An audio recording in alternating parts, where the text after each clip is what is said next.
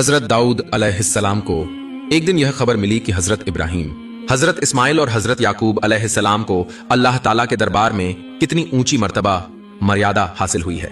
ये सुनकर हजरत दाऊद थोड़ी देर तक गहरे सोच में डूबे रहे। फिर उन्होंने अपना चेहरा ऊपर आसमान की तरफ उठाया और अर्ज करने लगे, ऐ मेरे रब, क्या मैं तेरे लिए इतना भी प्यारा नहीं कि तू मुझे भी वैसी ऊंची मर्तबा अता करे। तब अल्लाह ताला ने उनके दिल में एक इशारा फरमाया, ऐ दाऊद, ऊंचा दर्जा ऐसे ही नहीं मिल जाता, उसके लिए चाहिए सख्त इम्तिहान, चाहिए सब्र, चाहिए हौसला। ये सुनकर हजरत दाऊद अलैहिस्सलाम के दिल का सब्र टूट गया।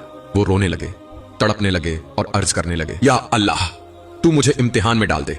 अगर तेरी रहमत मेरे साथ रही तो मैं उस इम्तिहान को हंसते हंसते कबूल कर लूंगा और कामयाब होकर ही निकलूंगा। अल्लाह ताला ने उनकी ये दुआ कबूल कर ली। एक दिन हजरत दाऊद अलैहिस्सलाम अकेले अपने इबादत खाने में बैठे हुए थे। गहरी इबादत और तफक्कुर, ध्यान में मशगूल थे। तभी अचानक न जाने कहां से एक अजीबोगरीब परिंदा, पंछी, कमरे के अंदर आ गया। जब उन्होंने उस परिंदे को देखा तो हैरत में पड़ गए। वो परिंदा देखने में कुछ कुछ कबूतर जैसा था, मगर उसका रंग एकदम खास, सोने जैसा सुनहरा। तेरे पंख, चोंच और पांव, सब कुछ किसी अलौकिक खूबसूरती से भरे हुए थे। वो परिंदा धीरे धीरे हजरत दाऊद के बेहद करीब आ गया। हजरत दाऊद अलैहिस्सलाम उसकी तरफ देखते रह गए, जैसे उनकी नजरें हट ही ना रही हों। वो अपने दिल को काबू में न रख सके। उनका मन उस परिंदे को पकड़ने को बेताब हो गया। वो खड़े हुए और परिंदे की तरफ कदम बढ़ाए, मगर जैसे ही वो थोड़ा आगे बढ़े, परिंदा थोड़ा पीछे हट गया। उन्होंने फिर कदम बढ़ाया, परिंदे ने फिर दूरी बना ली। इस तरह करते करते परिंदा उन्हें धीरे धीरे इबादत गाह से बाहर ले आया। हजरत दाऊद अलैहिस्सलाम उस परिंदे की खूबसूरती में इतने ज्यादा मगन हो चुके थे कि उन्हें पता ही नहीं चला कि वो इबादत के मकाम से कितना दूर निकल आए हैं। वो पंछी के पीछे पीछे चलते रहे, जंगल, पहाड़, रास्ते सब पार करते चले गए। आखिरकार वो एक अनजाने, अनदेखे राज्य इलाके में पहुंच गए। उन्हें खुद भी समझ नहीं आ रहा था कि वो कहां आ गए हैं। उनके दिल में अब भी एक ही सवाल घूम रहा था, वो परिंदा कहां गया। तभी उन्होंने देखा कि वो एक बेहद हसीन बागीचा में खड़े हैं। चारों तरफ रंग बिरंगे फूलों की खुशबू फिजाओं में महक रही थी। परिंदों की चहचहाहट गूंज रही थी। उन्होंने थोड़ी देर रुककर इधर उधर देखा, परिंदा गायब था। उन्हें समझ नहीं आया कि वो कहां चला गया और वो खुद यहां कैसे पहुंच गए। उन्हें कुछ भी याद नहीं आ रहा था। तभी एक झटके में उनकी चेतना वापस आई और उन्हें ऐसा महसूस हुआ मानो वो किसी अजनबी दुनिया में आ गए हों। बगीचे के बीचों बीच खड़े थे हजरत दाऊद अलैहिस्सलाम। तभी एक माली वहां आ पहुंचा। हजरत दाऊद अलैहिस्सलाम ने बड़ी नम्रता से पूछा, भाई, क्या तुम बता सकते हो कि इस बगीचे का मालिक कौन है? माली ने अदब से जवाब दिया, हुजूर, इस बगीचे की मालकिन एक बहुत ही नेक औरत है। उनका नाम आफिया है। वो सामने जो ऊंची अटारी दिख रही है ना, वहीं रहती है। हजरत दाऊद अलैहिस्सलाम माली की बात सुनते ही तेजी से बगीचे के रास्ते उस अटारी की तरफ चल दिए। दूर से उन्होंने एक महिला को देखा। कोई आम औरत नहीं थी वो। उनकी खूबसूरती, उनकी शख्सियत, उनका नूर, सब कुछ इतना अनोखा था कि नजरें हटाना मुश्किल था। वो ही थी आफिया। हजरत दाऊद अलैहिस्सलाम ने उन्हें देखकर दिल में एक एहसास महसूस किया। उन्होंने अपने रब से दिल ही दिल में कहा, या अल्लाह, क्या ये वही औरत है जिसे तूने मेरे लिए मेरी हमसफर बनाया है? उन्होंने ठान लिया, अगर अल्लाह ने चाहा तो मैं इसी औरत को निकाह में लाऊंगा। लेकिन अपने दिल की तस्दीक के लिए रास्ते में एक राहगीर से पूछा, भाई, ये बगीचे की जो मालकिन है, क्या इनका निकाह हो चुका है? राहगीर ने जवाब दिया, हाँ, कुछ ही दिन पहले निकाह हुआ है। लेकिन अजीब बात यह है कि अब तक उनके और उनके शौहर के बीच मुलाकात तक नहीं हुई। उसके शौहर का नाम है औरिया। कभी वो एक बहादुर सिपाही था, लेकिन एक छोटी सी गलती की वजह से उसे नौकरी से निकाल दिया गया। अब वो बेरोजगार है। ये सब सुनकर हजरत दाऊद अलैहिस्सलाम ने दिल ही दिल में कहा, लगता है मेरा इम्तिहान शुरू हो चुका है। उन्होंने औरिया का पता लिया और उसी वक्त निकल पड़े उसकी तलाश में। कुछ वक्त बाद एक सादा कपड़ों में इंसान उनके सामने आया। वही था औरिया। औरिया सिर झुकाए खड़ा था। बड़ी ही अदब भरी आवाज में बोला, हुजूर, आपने मेरे गरीब खाने में कदम रखकर मुझे नवाज दिया। मैं आपका शुक्रगुजार हूं। हजरत दाऊद अलैहिस्सलाम मुस्कुराते हुए बोले, मैंने तुम्हारे बारे में बहुत तारीफें सुनी हैं। एक वक्त था जब तुम एक बहादुर सिपाही थे। आज मैं तुम्हारे लिए एक पेशकश लेकर आया हूं। औरिया थोड़ा चौंक गया, मेरे लिए? लेकिन कैसी पेशकश हुजूर? हजरत दाऊद अलैहिस्सलाम बोले, मेरे राज्य में इस वक्त एक काबिल और बहादुर सेनापति की सख्त जरूरत है और मैं चाहता हूं कि यह जिम्मेदारी तुम लो। तुम्हारी जो भी पुरानी गलती थी वो मेरे लिए कोई मायने नहीं रखती। मैं तुम्हें सेनापति बनाना चाहता हूं। और यह हैरान रह गया, मैं आपका सेनापति? लेकिन हुजूर, ये कैसे मुमकिन है? हजरत दाऊद अलैहिस्सलाम ने फिर प्यार से कहा, अगर तुम चाहो तो मैं तुम्हें हर तरह की सहूलियत दूंगा। सबसे ज्यादा तनख्वाह तुम्हारी होगी, सबसे ज्यादा इज्जत तुम्हें दी जाएगी। याद रखो, मैं भी एक वक्त में एक सिपाही ही था। आज जो कुछ भी हूं वहीं से शुरू हुआ था। शायद एक दिन तुम भी वही मकाम हासिल कर लो। औरिया ने हजरत दाऊद अलैहिस्सलाम के मुंह से जब अपनी तकदीर बदलने की बात सुनी ऐसा लगा जैसे आसमान से सोने की सीढ़ियां उतर आईं।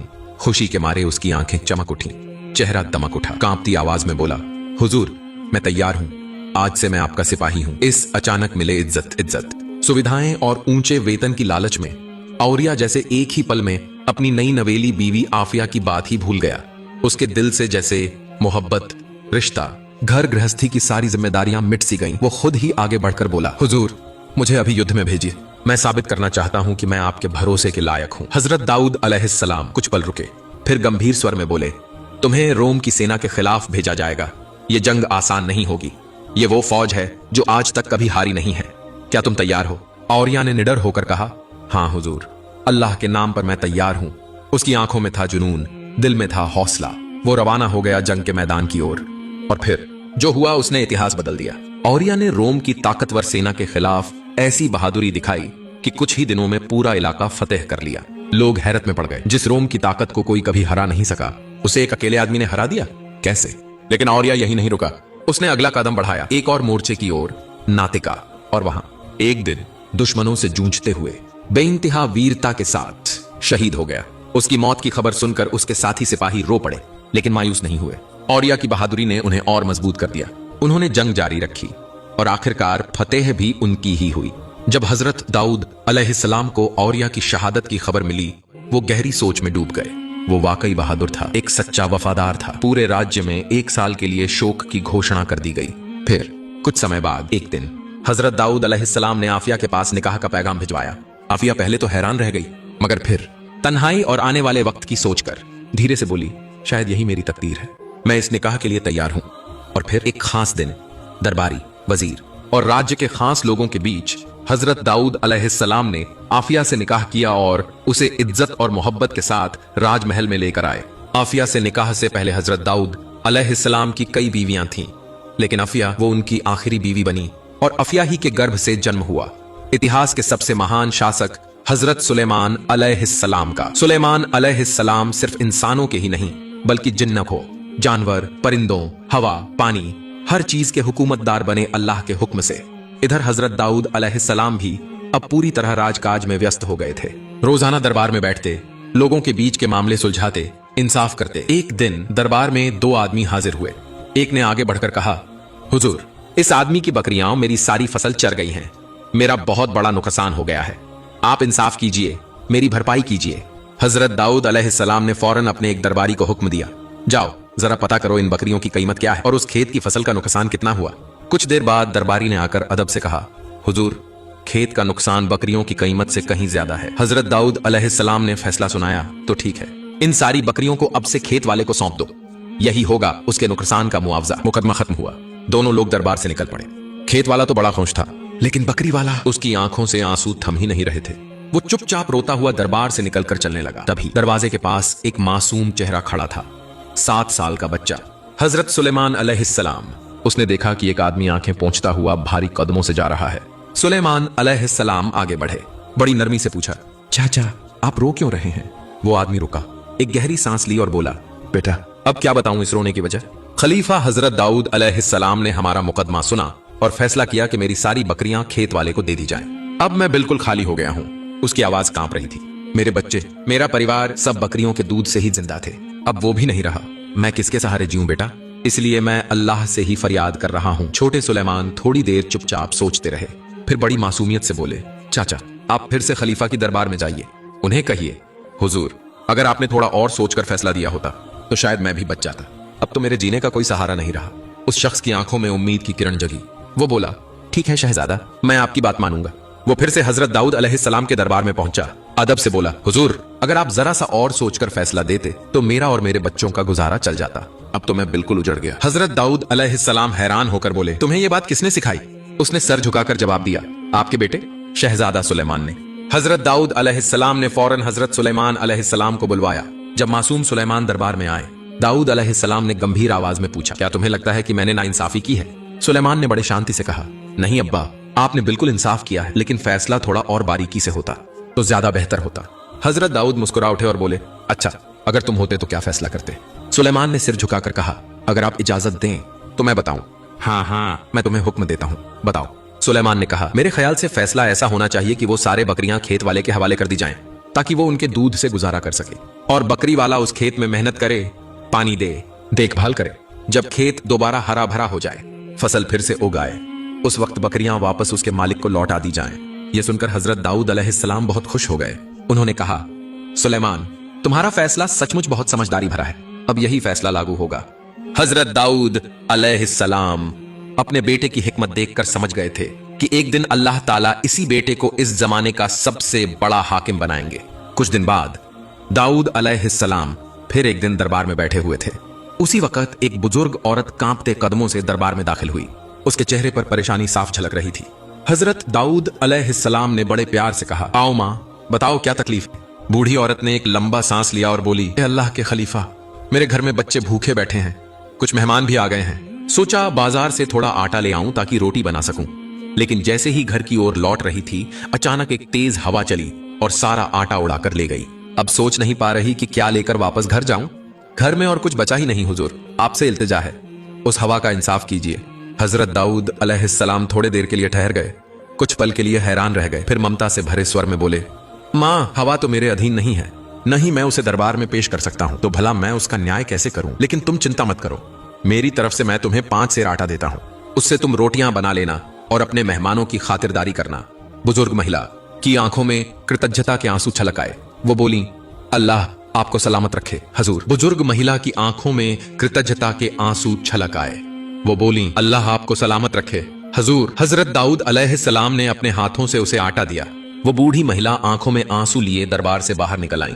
उसी वक्त सामने से छोटे शाहजादा सुलेमान अलैहिस्सलाम गुजर रहे थे। बुजुर्ग महिला के चेहरे पर तकलीफ के निशान देखकर वो रुक गए। फिर सुलेमान अलैहिस्सलाम ने अदब से पूछा, अम्मा जान, क्या आप खलीफा के दरबार से आ रही हैं?